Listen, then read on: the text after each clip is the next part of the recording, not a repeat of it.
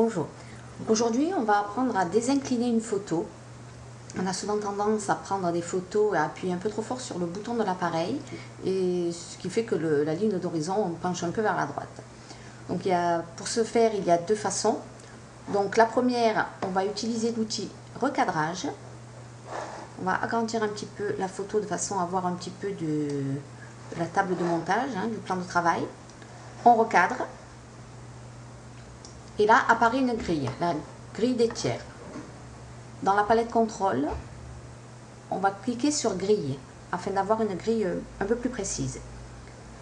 Et là, la ligne de la grille qui est la plus proche de la ligne d'horizon de la photo, on va faire pivoter de manière à ce qu'elle soit parallèle, à ce que la ligne de la grille et la ligne d'horizon soient parallèles. On valide en appuyant sur la touche Entrée ou en cliquant sur le bouton Valider dans la palette contrôle. Puis après, on recadre à nouveau avec notre outil de recadrage. Et là, on va être obligé d'enlever les contours blancs de la photo. Et on valide à nouveau en appuyant sur la touche Entrée. Donc ça, c'était la première façon de voir. Maintenant, on voit qu'on a une ligne d'horizon bien parallèle. Je vais revenir à ma version précédente pour voir la deuxième façon de faire, qui est encore plus simple. Cette fois-ci, on va prendre l'outil Règle, qui est derrière l'outil Pipette.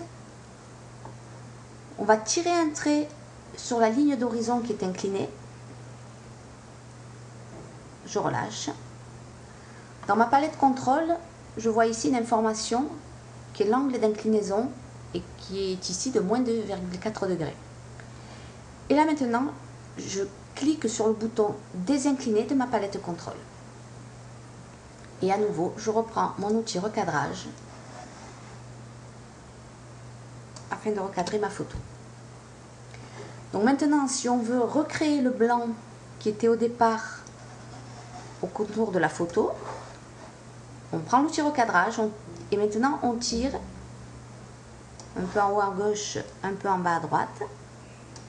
On fait bien attention dans la palette des outils que la couleur d'arrière-plan soit le blanc.